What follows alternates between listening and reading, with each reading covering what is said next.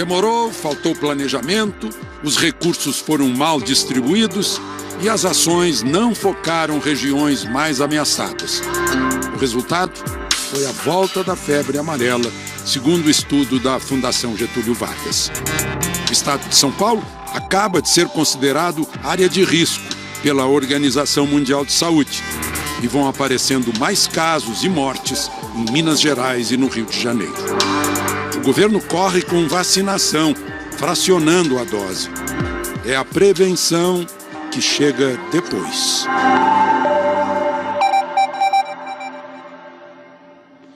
Para falarmos sobre esse assunto, inclusive dando muitos esclarecimentos, aqui no estúdio, Dr. Adeilson Cavalcante, que é secretário de Vigilância em Saúde do Ministério da Saúde, e o Dr. José Davi Urbaez Brito, diretor de comunicação da Sociedade Brasileira de Infectologia, mestre em doenças infecciosas e médico infectologista da Secretaria de Saúde do Distrito Federal. Eu gostaria de começar o programa mostrando números, né? Os números que temos fornecidos pelo Ministério da Saúde, da febre amarela, de julho do ano passado até agora, em janeiro. Houve 35 casos confirmados e 20 mortes. Doutor Adeilson, como é que o senhor vê esses números? Veja, Alexandre, os números, tem que ficar claro que nós temos a febre amarela como doença endêmica e nós estamos falando da febre amarela silvestre. Ou seja, as pessoas que estão dentro de uma região do Brasil, que estão susceptíveis à doença, elas têm que se vacinar. A febre amarela é endêmica e a vacinação já é obrigatória na grande maioria dos estados brasileiros. Então, toda a população, todas as pessoas que estiverem expostas ao risco, que é a exposição a matas e áreas rurais, elas têm que ser vacinadas contra a febre amarela. O meio urbano também tem parques. Esses parques do meio urbano podem ser... O desenvolvimento e a ocupação habitacional gerou esse fator colateral, esse efeito colateral, que é a população ou a cidade evoluindo para as matas e para os bosques. Isso, desde que estejam dentro das regiões de zona endêmica, tem que ser vacinado. Então, está claro que existe esse estabelecimento do que é endêmico e do que é área de risco para a febre amarela. Então, é uma doença que atinge homens, principalmente homens, trabalhadores e que tem relação com a área rural e áreas de matas. Aproveitando, doutor Urbay, já para mostrar os casos de morte, né? No Distrito Federal, uma, no Rio de Janeiro, uma, Minas Gerais, 7. Minas Gerais foi onde teve um surto grande anos atrás, há 2 anos, sim, né? E São Paulo, 11. Né? Rio de Janeiro tem a mata envolvendo o Rio de Janeiro. Né? A Mata Atlântica está aí. Né? São Paulo, parece que a população está assustada, mas São Paulo é mais uma área urbana, né? Então, eu acho que o doutor Adeilson apontou um problema que é muito sério, que é a ocupação desorganizada do espaço. E aí, realmente, a fronteira entre o chamado urbano e o chamado silvestre começa a ficar diluída. Isso, sem dúvida alguma, tem a ver com esse desenvolvimento imobiliário enorme que o Brasil todo sofreu e também a expansão da fronteira agrícola. Então, talvez esses movimentos tenham levado a uma mudança no padrão da ocorrência da febre amarela, de tal maneira que nós estamos tendo um ressurgimento da febre amarela e ela, por hora, se mantém limitada a esse ciclo silvestre. O senhor falou em ressurgimento, eu vi que em 1942 foi considerada já extinta do meio urbano. E agora a gente... Então, essa questão do meio urbano e silvestre, às vezes funciona como uma certa barreira de compreensão. Porque, na realidade, silvestre significa que a hemagogos e sabete, que são mosquitos próprios da mata, transmitem e que o ser humano vai acidentalmente e aí participa do ciclo de transmissão. E urbano significa que o Aedes aegypti mantém um ciclo dentro da cidade. Realmente, nós não temos tido registro de Aedes aegypti se infectando e transmitindo isso, uma notícia extraordinária. Mas, geograficamente, realmente você vê que a febre amarela está batendo às portas dos grandes centros urbanos, muito por esse processo de expansão das grandes cidades brasileiras. Nós pedimos perguntas pelo Twitter, né? e vamos ver as perguntas aí na tela. Da Mita Guimarães: se a vacina fracionada imuniza por 8 anos, fracionada, por que a OMS, a Organização Mundial de Saúde, exige a integral? Vamos ver uma outra pergunta que diz respeito ao mesmo assunto, da Thelma Figueiredo. Essa vacina fracionada funciona? Qual é a fonte da informação? Quem dá crédito a isso? Até pouco tempo atrás era obrigatória a vacinação a cada 10 anos, né? Após 10 anos era a validade. Tem mais uma pergunta também sobre esse assunto do H. Batista Ferri. A vacina fracionada de 0,1 mililitros tem menor incidência de efeitos adversos graves em idosos. Então, doutora Adeilson, sobre o fracionamento da vacina para apressar a aplicação. Veja só, Alexandre, antes disso nós temos que ter algumas informações que são importantes para nós. O Brasil é o maior produtor mundial de vacina de febre amarela, através do Biomanguinhos, que é da Fiocruz. Nós exportamos vacina para o mundo e somos fornecedores de vacina para o mundo. Então temos uma tecnologia absolutamente confiável. Estabelecida e confiável.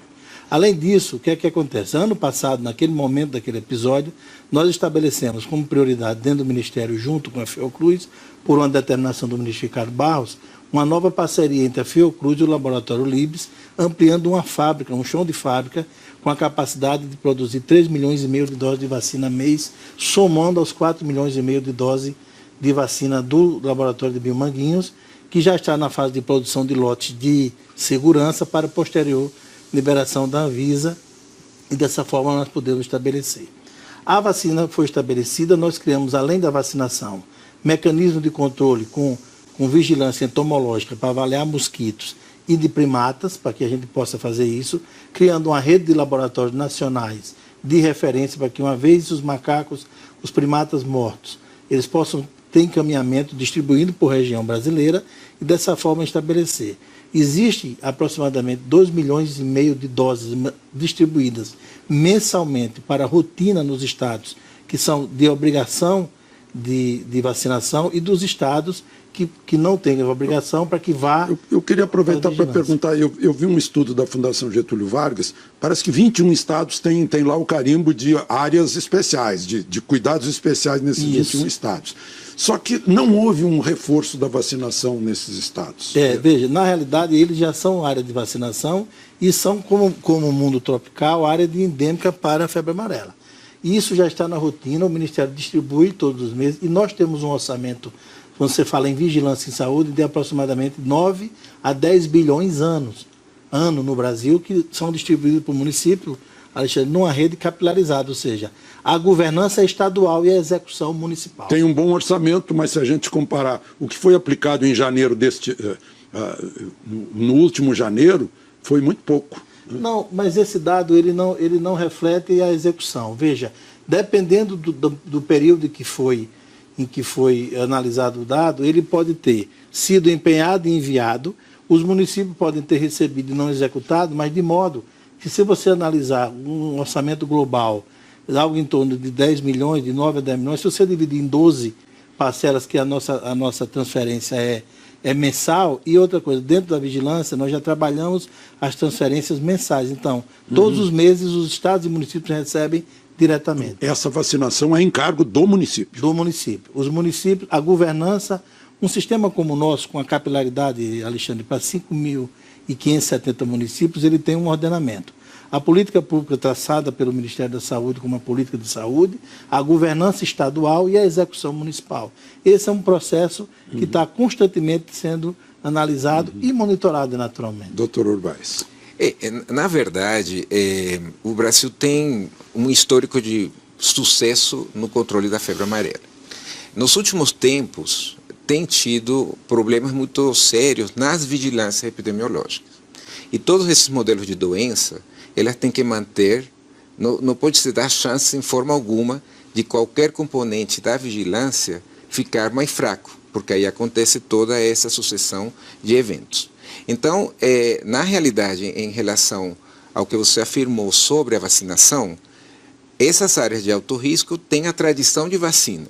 Então, é muito comum que todas as pessoas tenham a rotina de a cada 10 anos tomar sua vacina de febre amarela. Aqui em Brasília ou no Centro-Oeste todo, isso é absolutamente tradicional. E isso fez com que a gente realmente tivesse um controle enorme na maior parte do território brasileiro.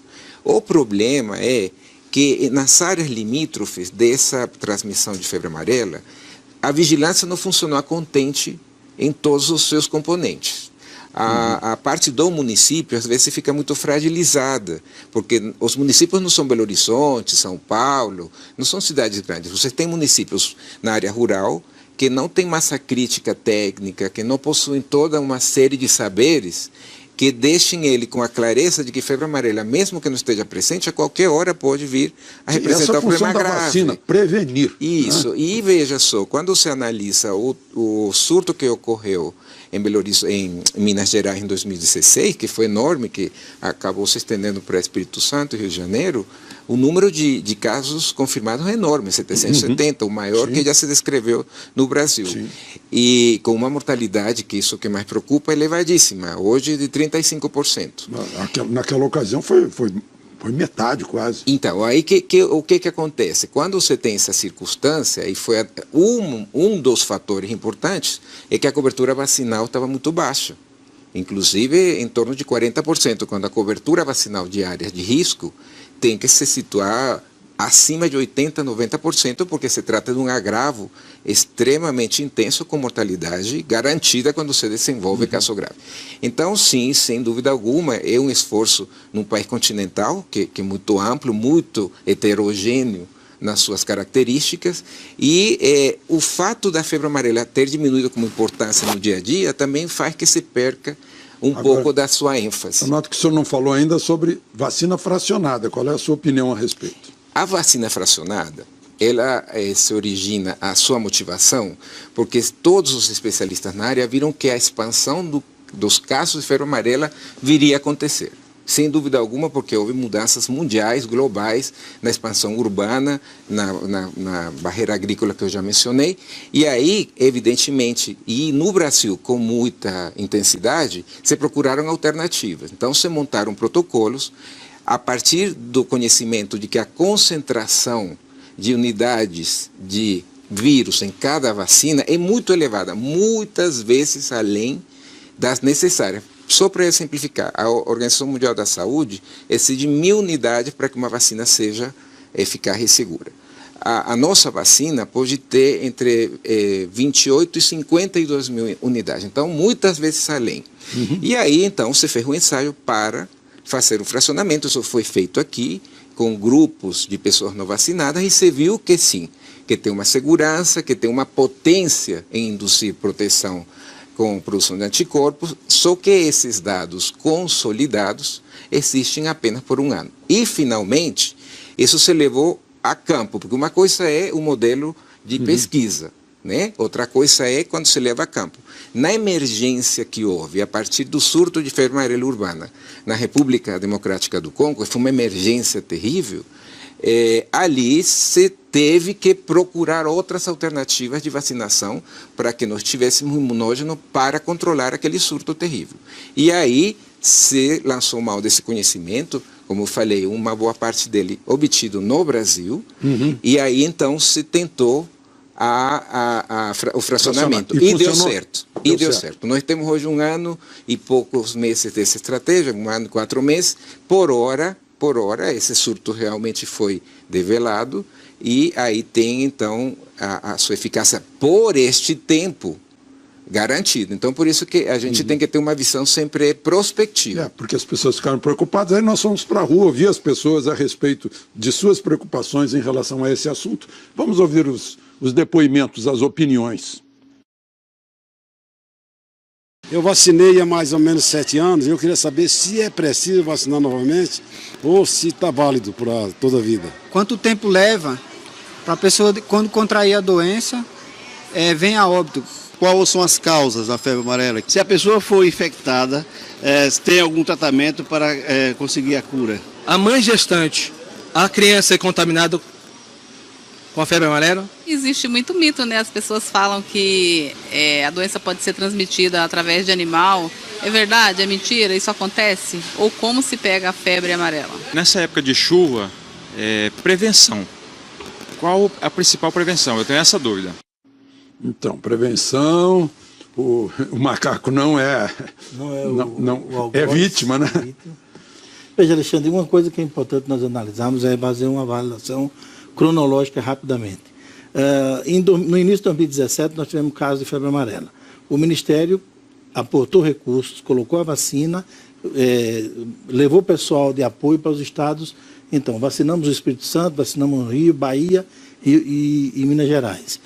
Paralelo a isso, nós fizemos o quê? Nós induzimos a abertura de uma nova fábrica junto com o Biomanguinhos para produzir mais vacinas. Paralelo a isso, nós nos antecipamos no ano passado e traçamos um estudo de fracionamento baseado em que haveria um período de tempo necessário para formar um chão de fábrica, produzir e estocar. Então, nos antecipamos, compramos seringas, buscamos uma estratégia vitoriosa junto com a OMS, fizemos uma oficina, OMS, OPAS, Ministério e os 3 estados, e traçamos uma estratégia. O que nós vemos hoje, apesar de parecer desorganização, mas é muito pelo contrário. Tudo isso que está acontecendo é fruto do que nós estamos preparados. É lógico que mobilizar milhões de pessoas ao mesmo tempo, naturalmente dá problema. Agora, se nós nos antecipamos e nós temos um horizonte próximo de aumento da produção de vacinas e distribuição. Eu vejo ali, por analogia dos efeitos do Zika, né, macrocefalia, as pessoas perguntando se afeta feto. A febre amarela pode? Não temos esse registro de nós termos uma transmissão vertical com febre amarela congênita. Eu vi um senhor também de mais idade perguntando sobre a validade da vacina que ele... Então, particularmente nessa questão, ele tem 7 anos. Então, ele está dentro do período, porque ele ainda, com certeza, ele tomou dose plena, né, na época que ele recebeu a vacina. Então, ele está dentro do período de proteção perfeitamente, que não precisa de tomar outra nova dose, se isso está bem documentado. Então, não há nenhuma necessidade, porque por hora continua... A Organização Mundial da Saúde colocou essa recomendação de dose única na vida, certo? Isso não é unânime entre todas as pessoas, isso é motivo ainda de debate. Aqui mesmo no Brasil tem vários grupos que estão vacinando. E um idoso, me vacinando. desculpa interromper, porque a gente, para tomar outros assuntos, o idoso que nunca tomou vacina, digamos, 65 anos para cima. Então, você tem receio, é recomendável? É uma questão que, como a gente sempre fala, tem que individualizar. Na melhor das hipóteses, recomendar não se expor. Porque se vai receber a vacina pela primeira vez, quando idoso, nós podemos ter complicações de disseminação viscerotrópica do vírus da vacina. E os pequenos? As crianças? As crianças é perfeito a partir dos 9 meses, né? Que é o que já exige o nosso calendário vacinal. De aí em diante já se tem farta literatura, já isso é um fato consagrado que faz parte do calendário vacinal. Pois é, eu gostaria de entrar no outro assunto, mas vai ser depois dos comerciais, em que nós vamos ver aí um tipo de guerra biológica contra o mosquito que transmite a febre amarela. A gente já volta.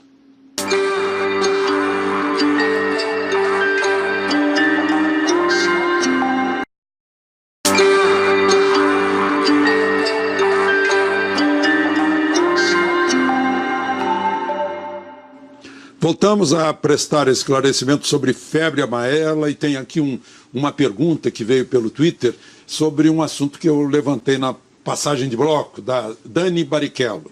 Aqui em Piracicaba, o projeto Aedes do Bem, mosquitos que fecundam a fêmea e a deixam estéril, tem dado ótimos resultados. Por que não aplicar nas regiões mais críticas do país? O Ministério da Saúde está a par disso? Há algum programa? Sim, Alexandre, nós estamos a par, nós recebemos agora no finalzinho do ano o primeiro relatório desse projeto, abrimos um fórum ano passado para discutir novas tecnologias, como modificação do mosquito, como também biolarvicidas, então isso é foco do Ministério, nós estamos testando alternativas para poder implantar. Aí serve para todos os tipos de mosquito. Exato. Geradores de tanta doença. Exato. Doutor Urbais. Sim, na verdade, só complementar que isso novas tecnologias do controle do Aedes aegypti, para você, com isso, controlar essas 4 viroses terríveis, febre amarela, chikungunya, dengue e zika. E isso é a nova tendência de procurar novas formas de abordar o controle do vetor. Muito bem. O Ministério da Saúde está fechado com os estados e principalmente com os municípios no combate ao que está acontecendo agora? Sem dúvida nenhuma, Alexandre. Desde o início nós trabalhamos com harmonia, a governança estadual respeitada, o suporte necessário do ponto de vista de recursos, de vacinas e de equipamentos, também com os municípios. Nós temos um alinhamento completo com todos os níveis do SUS. Doutor Urbaz, que visão o senhor tem do futuro da atual situação? O Brasil tem um enorme conhecimento no manejo dessas situações quando o fogo já está ardendo. E o SUS permite isso. O que ainda nós temos que evoluir no planejamento para nós não termos esses incêndios. Pois é, esse é o nosso problema, parece que é cultural, né? A gente previne depois do fato acontecido, né? Bem, muito obrigado aos senhores por esses esclarecimentos no programa. Na próxima semana, mais um tema de interesse nacional. De Brasília, Alexandre Garcia.